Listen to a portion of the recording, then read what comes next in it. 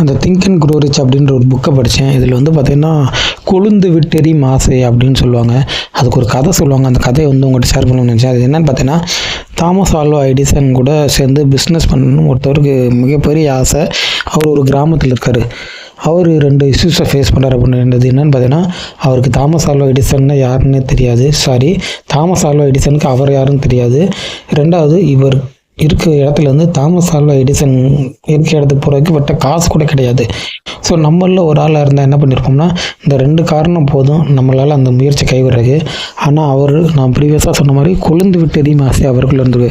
So அவர் என்ன பண்ணுறாருன்னா, ஒரு வித்தவுட் டிக்கெட் ட்ரெயினில் ஏறி தாமஸ் ஆல்வா எடிசன்ட்ட போயிட்டு, நான் உங்கள்கிட்ட பிஸ்னஸ் பார்ட்னராக வந்திருக்கேன், ஆகிறக்காண்டி வந்திருக்கேன்னு சொல்லியிருக்காரு. இப்போ தாமஸ் ஆல்வா எடிசன் மேலே கீழேயும் பார்த்துட்டு இவர் ஒரு நாடோடி மாதிரி இருக்காருன்னு சொல்லிட்டு இவருக்கு ஒரு வேலை போட்டு கொடுத்துருக்காரு. ஸோ இவருக்கு அந்த வேலை ரொம்ப முக்கியமான வேலை. ஏன்னா தாமஸ் ஆல்வா கூட இடிக்கிறேன்னு இவர் அப்போ கூட நான் தாமஸ் ஆல்வா வேலை பார்க்க வரல, நான் அவர்கிட்ட பார்த்தேன்னா ஒரு பிஸ்னஸ் பார்ட்னராக தான் வந்திருக்கேன்னு தனக்குள்ளே சொல்லிக்கிட்டே இருந்திருக்காரு.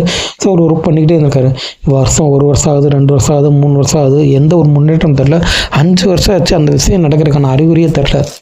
நம்மளில் ஒருத்தவங்கள இருந்தால் இது வேலைக்கு ஆகாதுப்பா, நம்ம ஊருக்கே போயிடுவோம், இல்லைன்னா தாமஸ் ஆல்வாவுடைய வேலைக்கு சேர்ந்து அப்படியே வேலையிலே பெரிய ஆளாகிறோம்னு நினைப்போம். ஆனால் அவர் என்ன பண்ணுறாருன்னா, நான் எடிசன் கூட பிஸ்னஸ் பார்ட்னராக தான் வந்திருக்கேன், பிஸ்னஸ் பார்ட்னராக தான் ஆவேன்னு சொல்லிட்டு ஒரு முடிவோடு இருந்திருக்காரு. அப்போ எடிசன் ஒரு மிஷினை லான்ச் பண்ணுறாரு.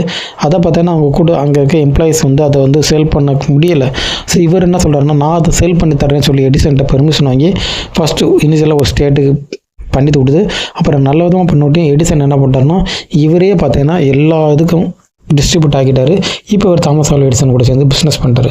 ஸோ இவர் அந்த கொழுந்து விட்டெறி மாசை அப்படின்ற முடிவு பண்ணியிருக்காரு. நான் வந்து எடிசன் கூட பிஸ்னஸ் பண்ண தான் வந்திருக்கேன், பிஸ்னஸாக பண்ண முடியாது. எடிசன்கிட்ட விட்ட பற்றி எடிசன் என்ன பண்ணுறேன்னா, நான் அவர் அவரை பார்க்கும்போது பார்த்தீங்கன்னா அவர் பெரிய நாடோடி மாதிரி தெரிஞ்சார். அவரோட ட்ரெஸ் எதுவுமே சரியில்லை. ஆனால் அவரோட மனசில் பார்த்தீங்கன்னா கொழுந்து விட்டெறி மாசை ஒரே எண்ணம் தான், நான் இதுக்காண்டி தான் நான் இங்கே வந்திருக்கேன், நான் இதைத்தான் செய்ய போகிறேன், நான் இதைத்தான் செய்வேன்ற எண்ணம் இருந்துச்சு. கண்டிப்பாக அவர் சக்ஸஸ் பண்ணார். இந்த கதையிலே என்ன சொல்ல போகிறேன்னா, நீ ஒரு விஷயம் செய்ய போகிறீங்கன்னா, நான் இதை தான் செய்ய போகிறேன், நான் இதுக்காண்டி தான் செய்ய போகிறேன், நான் இதை மட்டும்தான் செய்வேன், நான் இதுதான் செய்வேன், செய்யாமல் போக மாட்டேன்னு ஒரு உறுதியான நோக்கமும் தெளிவு இருந்துச்சுன்னா கண்டிப்பாக உங்களால் வந்து அந்த விஷயத்தில் சக்ஸஸ் பண்ண முடியும்.